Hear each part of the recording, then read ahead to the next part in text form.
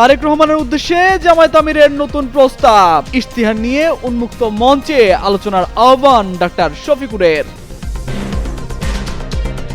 জামায়াতের সাথে জাতীয় সরকার গঠন নিয়ে অবস্থান জানালেন মির্জা ফখরুল, একক সরকার গঠন করবে বিএনপি, দ্য উইকের প্রতিবেদন। আইন শৃঙ্খলা বাহিনীর সাথে দফায় দফায় সংঘর্ষের পর নতুন বার্তা দিল ইনকিলাব মঞ্চ, আওয়ামী লীগ সক্রিয় হয়েছে বলে অভিযোগ। নির্বাচন সামনে রেখে জামায়াতের সামনে 6 চ্যালেঞ্জ, প্রতিশ্রুতি ও কাজের মিল থাকা নিয়ে প্রশ্ন, ভবিষ্যৎ পরিকল্পনা নিয়ে আশাবাদী আমির। এবার নাসির উদ্দিনের 8 দফা ইশতিহার ঘোষণা, গুরুত্ব দেওয়া হয়েছে হাদি হত্যার বিচার ইস্যু, চাঁদাবাজি নিয়ে জিরো টলারেন্স নীতি।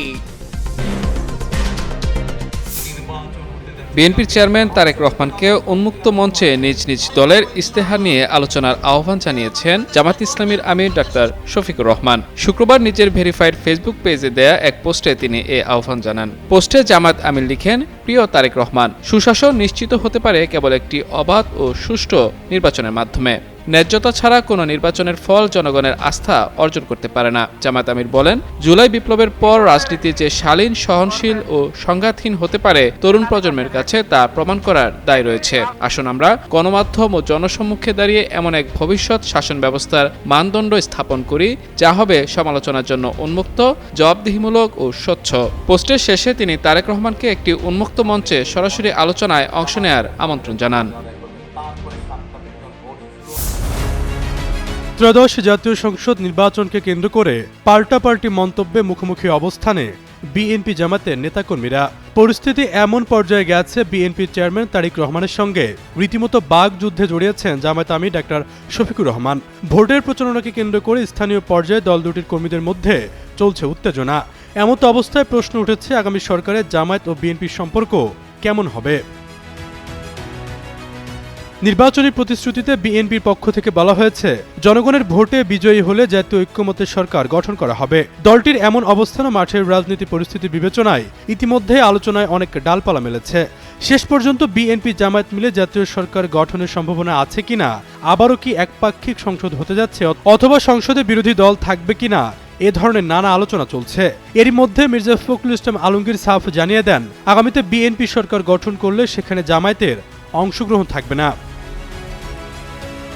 সম্প্রতি ভারতের ইংরেজি ম্যাগাজিন দ্য উইককে দেওয়া সাক্ষাৎকারে নির্বাচন থেকে শুরু করে রাষ্ট্রীয় সংস্কার এবং আঞ্চলিক কূটনীতি সবকিছুতে দলের দৃষ্টিভঙ্গির রূপরেখা তুলে ধরেন বিএনপি মহাসচিব। বলেন, গত 15 বছরে স্বৈরাচারী শাসনের বিরুদ্ধে লড়াইয়ের সময় বাম ও ডান উভয় ধারার বহু সমমনা রাজনৈতিক দলের সঙ্গে জোট গড়েছে বিএনপি।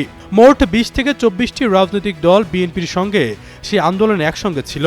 দল যখন 31 দফা সংস্কার কর্মসূচি ঘোষণা করে, তখন স্পষ্টভাবে বলা হয়েছে, সরকার গঠন করলে তা হবে ঐক্যমত ভিত্তিক সরকার, যেখানে গণতান্ত্রিক আন্দোলনে বিএনপির সঙ্গে থাকা দলগুলো অংশ নেবে।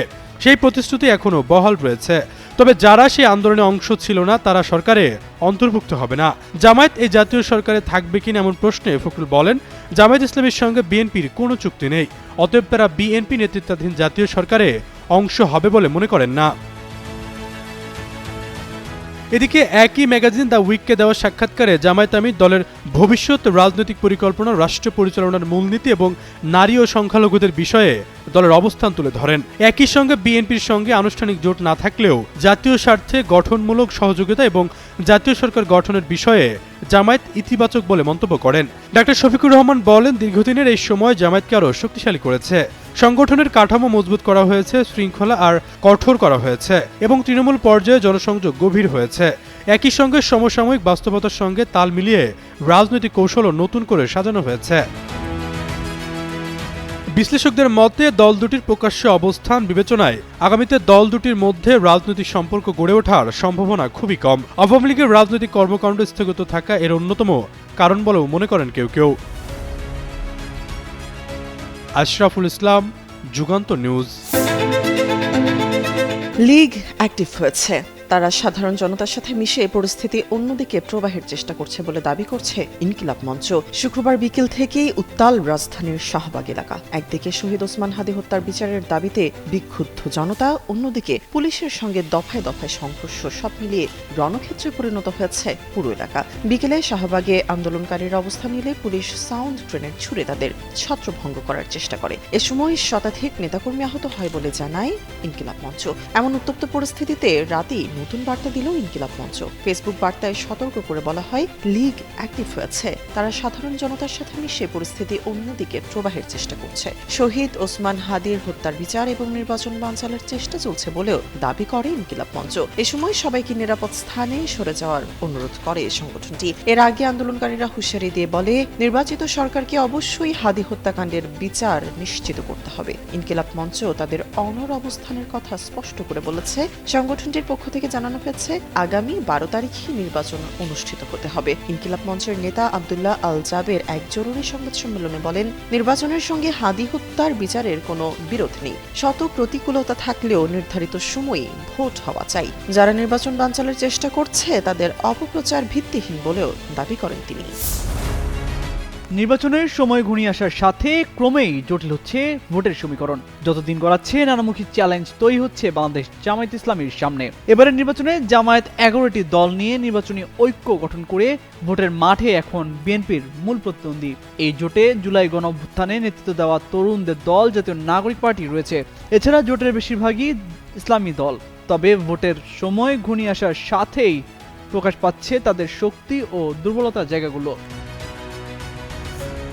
যদিও দলটির নেতাকর্মীরা এমন একটি ধারণা তৈরি করেছেন যে ক্ষমতার প্রশ্নে এবারের ভোট জামায়াতের জন্য বড় সুযোগ হিসেবে এসেছে, কিন্তু তারপরও ভোটের মাঠে তাদের জন্য চ্যালেঞ্জ রয়েছে অনেক। এর মধ্যে জামায়াতের পক্ষে স্বতঃস্ফূর্ত জনসমর্থনে ঘাটতি আছে। 1971 সালে বাংলাদেশের মুক্তিযুদ্ধে জামায়াতের ভূমিকা নিয়েও উঠছে প্রশ্ন। নারী অধিকার প্রশ্নে দলটির অবস্থানে অস্পষ্টতার অভিযোগ রয়েছে। এছাড়া সরকার বা দেশ পরিচালনায় অভিজ্ঞতা নেই জামায়াতের। প্রচারণায় প্রতিশ্রুতি ও কাজের মিল থাকবে কিনা এ প্রশ্নে অনেকের মাঝেই আছে সন্দেহ। অন্যদিকে ভূ রাজনীতিতে দলটির অবস্থান কি হবে সেই প্রশ্নে অস্পষ্টতার অভিযোগও রয়েছে। ঢাকা সহ বিভিন্ন নির্বাচনী এলাকায় জামায়াত জমায়েত করছে এবং মাঠে ও সামাজিক মাধ্যমে দলটির নেতাকর্মীরা সর্বশক্তি দিয়ে নেমেছেন। এমন তৎপরতার কারণে জামায়াত অন্যতম প্রধান দল বিএনপির মূল প্রতিদ্বন্দ্বী হিসেবে এসেছে বলেও বিশ্লেষকদের ধারণা। কিন্তু তারা বলছেন, বড় দল হিসেবে বিএনপির যেমন সারা দেশে বিস্তৃত সাংগঠনিক শক্তি ও জনসমর্থন আছে, জামায়াত সংগঠিত হলেও বিস্তৃত স্বতঃস্ফূর্ত জনসমর্থনের ক্ষেত্রে ঘাটতি আছে। এছাড়াও দেশের সব এলাকায় জামায়াতের সাংগঠনিক অবস্থা শক্তিশালী বা বিস্তৃত নয়। এমন তথ্য দিয়ে একটি প্রতিবেদন প্রকাশ করে ব্রিটিশ ভিত্তিক সংবাদ মাধ্যম বিবিসি বাংলা। জামায়াতের আমির ডক্টর শফিকুর রহমান বলেন, অতীত তাদের নির্বাচনের কোনো প্রভাব ফেলবে না। তাদের দলের ভবিষ্যতের পরিকল্পনা ভোটারদের আকৃষ্ট করছে। এদিকে বিশ্লেষকরা বলছেন, বাংলাদেশের রাজনীতি ঘিরে বিভিন্ন দেশের কূটনীতিকদের তৎপরতা বিভিন্ন সময় দৃশ্যমান রয়েছে। তবে আগের যে কোনো সময়ের তুলনায় বাংলাদেশের এবারের নির্বাচনের দিকে অনেক বেশি নজর রাখছে বিভিন্ন দেশ। এদের মধ্যে আছে যুক্তরাষ্ট্র সহ পশ্চিমা বিশ্ব এবং চীন, প্রতিবেশী ভারত ও পাকিস্তান। দলগুলো ভোটে অন্যান্য চ্যালেঞ্জের পাশাপাশি ভূ রাজনীতির বিষয়েও বিবেচনায় নিচ্ছে বলে ধারণা কূটনীতিক বিশ্লেষকদের।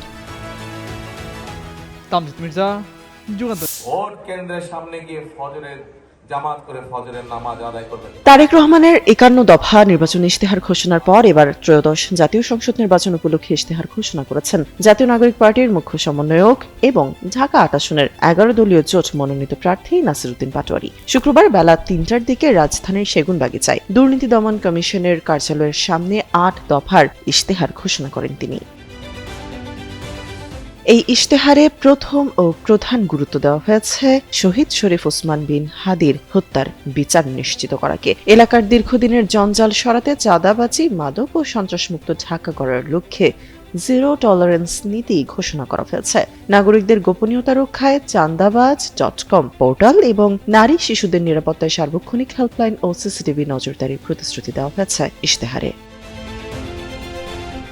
জনস্বাস্থ্যের নাজুক পরিস্থিতি বিবেচনায় সরকারি হাসপাতালগুলোকে সিন্ডিকেট ও দালাল মুক্ত করার পাশাপাশি বেসরকারি ক্লিনিকের ফি কাঠামো নির্ধারণে কঠোর ব্যবস্থার কথা বলা হয়েছে। শিক্ষার গুণগত মান উন্নয়নে প্রতিষ্ঠানে রাজনৈতিক হস্তক্ষেপ ও ভর্তি বাণিজ্য বন্ধ, র্যাগিং নির্মূল এবং শিক্ষার্থীদের কৃত্রিম বুদ্ধিমত্তা সহ আধুনিক প্রযুক্তি নির্ভর উদ্যোক্তা হিসেবে গড়ে তোলার কথাও বলেছেন নাসিরউদ্দিন পাটোয়ারি। বেকারত্ব দূরীকরণে স্টার্টআপ ফান্ড এবং পল্টনে আধুনিক স্কিল ডেভেলপমেন্ট সেন্টার স্থাপনের পরিকল্পনা রয়েছে। যানজট নিরসনে ভিআইপি প্রোটোকল, সংস্কৃতি পরিহার এবং বর্জ্য ব্যবস্থাপনায় আধুনিক প্রযুক্তির ব্যবহারের মাধ্যমে দূষণমুক্ত ঢাকা গড়ার রূপরেখা দেওয়া হয়েছে ইশতেহারে। ক্ষমতাকে সাধারণ মানুষের নাগালে আনতে ওয়ার্ড ভিত্তিক ওয়ান স্টপ সেবা কেন্দ্র চালুর মাধ্যমে জনতার এমপি হওয়ার প্রতিশ্রুতিও দিয়েছেন নাসিরউদ্দিন পাটোয়ারি। তামান্না তাবাসসুম শ্রেয়া, যুগান্তর নিউজ।